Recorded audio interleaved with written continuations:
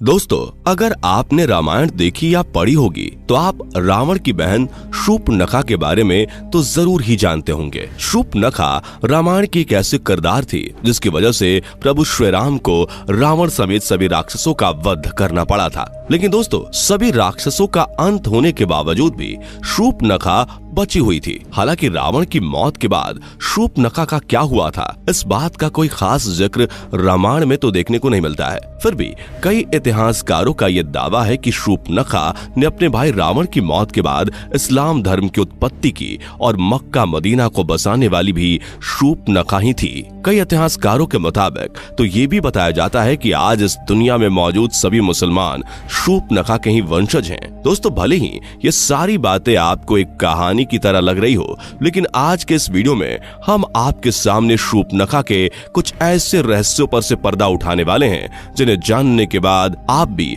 दांतों तले उंगलियां दबा लेंगे। दोस्तों, रामायण के अनुसार हमें यह बताया जाता है कि जब रावण ने माता सीता का अपहरण किया था तो भगवान श्री राम ने माता सीता को आजाद करने के लिए रावण समेत उसके पूरे वंश का नाश कर दिया था। लेकिन इन सभी राक्षसों में रावण का छोटा भाई विभीषण हमेशा धर्म के रास्ते पर ही चलता था और विभीषण ने इसी तरह धर्म का साथ देते हुए अपने भाई रावण के बजाय प्रभु श्री राम की सेना को चुना। इसके बाद जब प्रभु श्री राम ने रावण का वध करके माता सीता को आजाद कराया था तो उन्होंने लंका का सारा राजपाट और जिम्मेदारियां विभीषण को सौंप दी थी। लेकिन उसके बाद शूर्पणखा कहां गई और आखिर उसका क्या हुआ था, इस बात का जिक्र हमें रामायण के किसी भी पन्ने पर नहीं मिलता है। दरअसल दोस्तों, जब शूर्पणखा भगवान श्री राम से आकर्षित होकर उनसे विवाह करने का प्रस्ताव लेकर आती हैं, तो भगवान श्री राम शूर्पणखा से विवाह करने के लिए उसे साफ साफ मना कर देते हैं, क्योंकि भगवान राम पहले ही माता सीता से विवाह कर चुके थे। इसके बाद भगवान राम अपने छोटे भाई लक्ष्मण जी की तरफ इशारा करते हुए शूर्पणखा से कहते हैं कि अगर आप चाहें तो मेरे छोटे भाई लक्ष्मण से विवाह करने के लिए पूछ सकती हैं। और फिर जब शूर्पणखा लक्ष्मण जी के पास विवाह का प्रस्ताव लेकर जाती है तो लक्ष्मण जी भी शूर्पणखा के इस प्रस्ताव को ठुकरा देते हैं, जिसके बाद शूर्पणखा भगवान श्री राम के पास जाकर माता सीता को बुरा भला कहने लगती हैं और भगवान राम को यह धमकी भी देती है कि अगर उन्होंने शूर्पणखा से विवाह नहीं किया तो वो माता सीता को मार देंगी। इसके बाद जैसे ही शूर्पणखा माता सीता को मारने के लिए आगे बढ़ती है, तभी लक्ष्मण जी माता सीता का बचाव करते हुए शूर्पणखा की नाक काट देते हैं। इसके बाद शूर्पणखा जब अपनी कटी हुई नाक लेकर भाई रावण के पास जाती है और उसे सारी बात बताती है तो रावण अपनी बहन के इस अपमान को सुनकर बेहद क्रोधित हो जाता है और माता सीता का अपहरण कर लेता है और फिर भगवान राम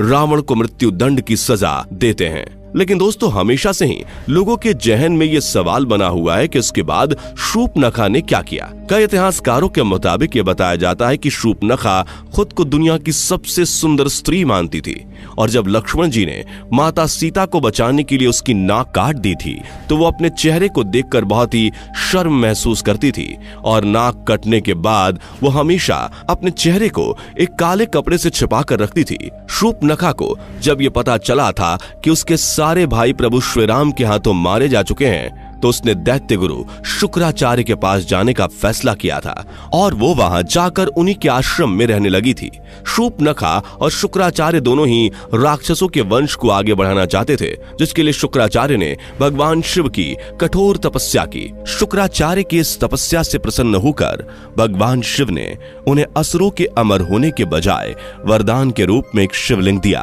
और ये भी बताया कि जिस दिन कोई वैष्णव यानी भगवान विष्णु का अवतार या फिर कोई ऐसा भक्त जो भगवान विष्णु को सच्चे दिल से मानता हो, अगर उसने इस शिवलिंग पर गंगा जल छिड़क दिया तो उसी समय इस दुनिया से संपूर्ण राक्षस जाति का विनाश हो जाएगा। इसके बाद दैत्य गुरु शुक्राचार्य ने भगवान शिव के द्वारा दिए गए इस शिवलिंग को वैष्णव यानी हिंदुओं से दूर रखकर एक रेगिस्तान में स्थापित कर दिया, क्योंकि हिंदू धर्म का हर शख्स भगवान विष्णु को जरूर मानता है और अगर ऐसे में कोई हिंदू उस शिवलिंग पर गंगा जल छिड़क देता तो दुनिया से संपूर्ण राक्षस जाति का अंत हो जाता। इसलिए शुक्राचार्य ने इस शिवलिंग को दूर ले जाकर एक रेगिस्तान में इसकी स्थापना कर दी। और दोस्तों, रेगिस्तान में जिस जगह ये शिवलिंग स्थापित किया गया था, उस जगह को आज हम सब मक्का मदीना के नाम से जानते हैं। दोस्तों, भले ही ये सारी बातें सुनने के बाद आपको हजम ना हो रही हों, लेकिन आपने कई विवादित बयानों में ये जरूर सुना होगा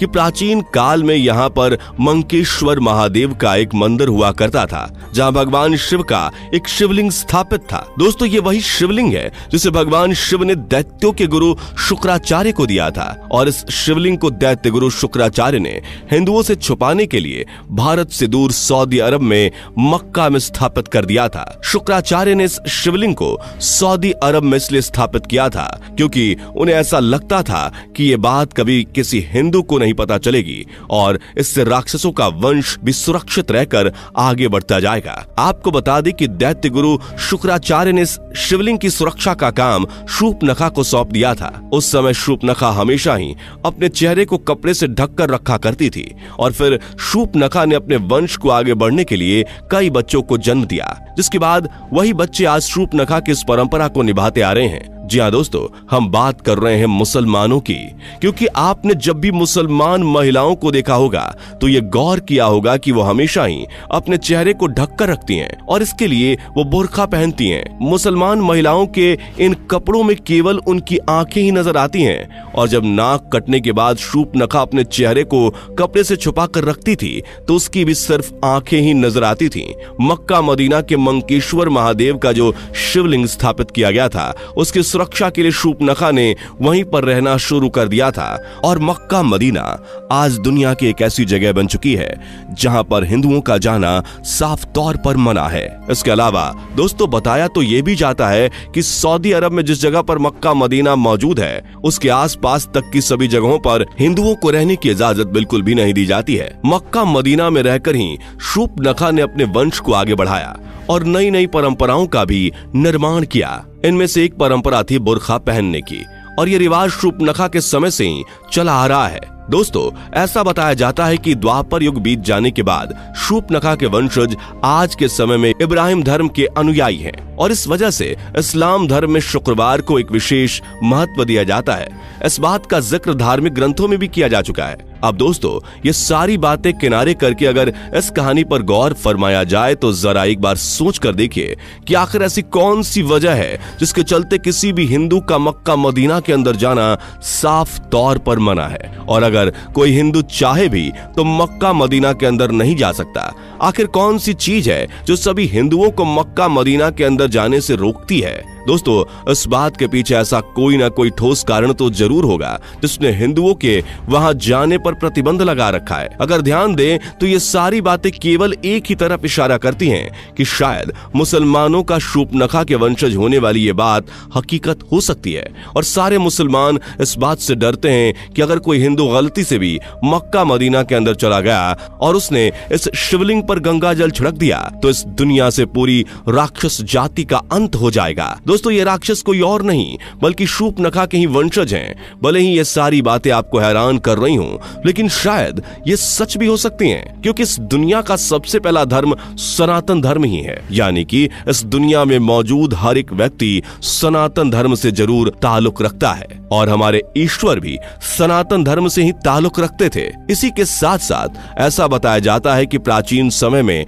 जो राक्षस हुआ करते थे, उनकी उत्पत्ति भी सनातन धर्म से ही हुई थी, और बाद में कलयुग आते आते लोगों ने नए नए धर्मों का प्रचार करना शुरू कर दिया, और आज के समय में इस दुनिया में अनेकों धर्म पाए जाते हैं। इसी तरह अफ्रीका में भी बहुत सी अलग अलग जनजातियां पाई जाती हैं, और हर जनजाति अपने अलग अलग नियमों और परंपराओं के हिसाब से जिंदगी जीती है। दोस्तों, ठीक ऐसा ही प्राचीन समय में भी हुआ करता था। कुछ लोग मिलकर अपने अलग अलग नियमों और परंपराओं को बनाया करते थे, और धीरे धीरे इसी तरह यही चीजें जातियों में तब्दील होती चली गईं, जिससे आगे चलकर अनेकों धर्म की उत्पत्ति हुई। लेकिन दोस्तों, इस्लाम धर्म के हकीकत भरे इस सच पर आज भी कई हिंदुओं के द्वारा सवाल उठाए जाते हैं कि आखिर उन्हें मक्का मदीना के अंदर क्यों नहीं जाने दिया जाता। वैसे दोस्तों कमेंट करके बताइए कि आपको क्या लगता है, मक्का मदीना के बारे में कही जाने वाली ये सारी बातें क्या सच हो सकती हैं? क्या शूर्पणखा ने ही मक्का मदीना को बसाया था या फिर ये सब एकमात्र कल्पना है? अपनी राय हमें कमेंट सेक्शन में